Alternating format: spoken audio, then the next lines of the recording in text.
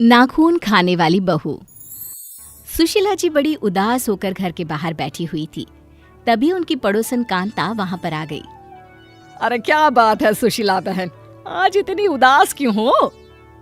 अरे क्या बताऊं कांता बहन, जब से घर में बहू आई है तब से आफत आ गई है।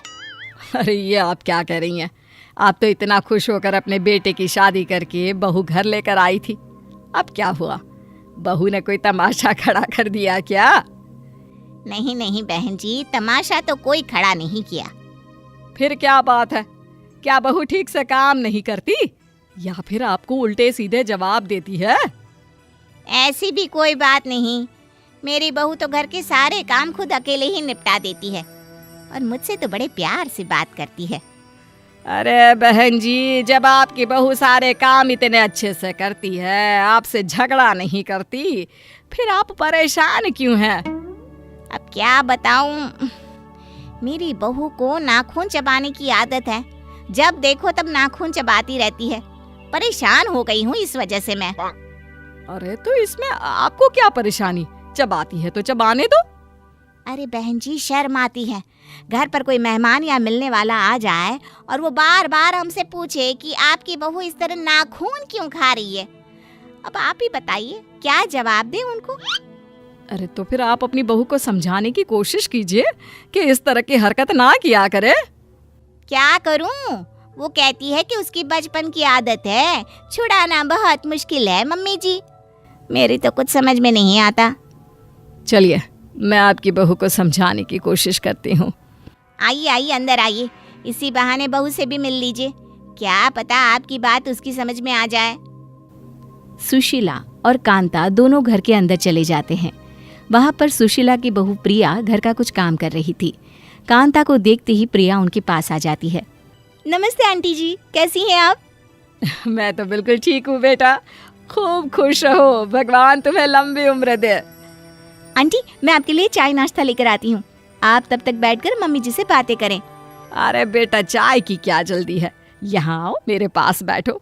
सारा दिन काम में लगी रहती हो, कभी हम लोगों के पास बैठकर बातें भी किया करो। जी आंटी जी, मैं आप लोगों के पास बैठ जाती हूँ बस। कुछ ही देर बाद बातें करते करते प्रिया अपने नाखून चबाने लगती है। ये देखकर कांता ने उससे कहा, अरे प्रिया बेटा, ये तुम क्या कर रही हो? इतनी पढ़ी लिखी सुंदर और समझदार लड़की होकर इस तरह नाखून चबाना अच्छा नहीं लगता। सॉरी आंटी जी, वो क्या है ना, मुझे पता ही नहीं चलता कि मैं कब अपने नाखून चबाने लग जाती हूँ। अरे जरा दिखाओ तो तुम्हारे नाखून। ये देखिए। देखा आपने, प्रिया ने अपने नाखून चबा चबा कर पूरी तरह गायब कर दिए हैं। अब कौन समझाए इसे? अरे कोई बात नहीं, लेकिन बेटा तुम्हें इस तरह नाखून नहीं खाने चाहिए।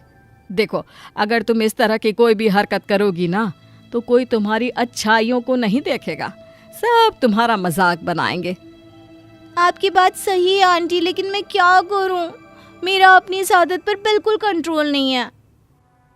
लेकिन बेटा, मैंने भी तुम्हें कितनी बार कहा है, तुम्हें कोशिश तो करनी चाहिए ना। अच्छा, कोई बात नहीं प्रिया, कल मेरे घर पर छोटी सी पूजा है, मोहल्ले की कुछ औरतें भी वहां पर आएंगी।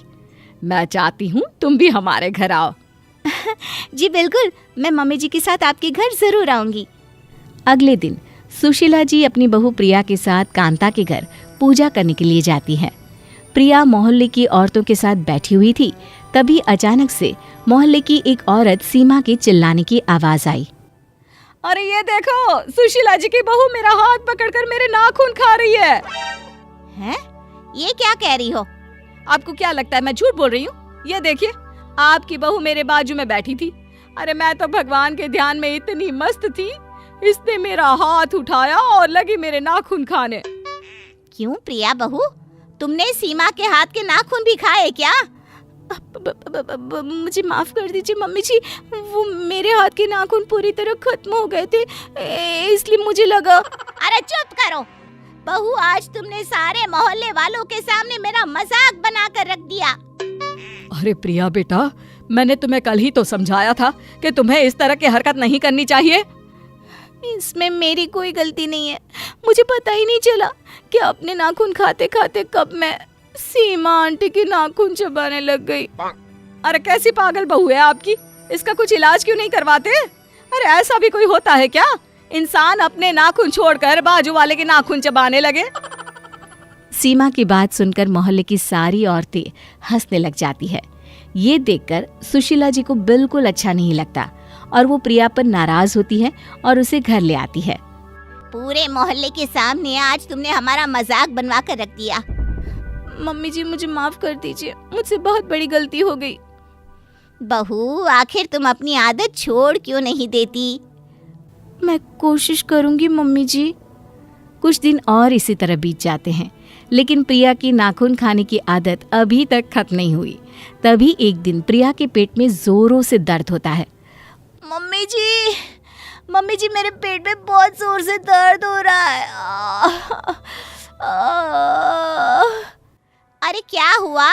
कुछ देर पहले तक तो तुम बिल्कुल ठीक थी।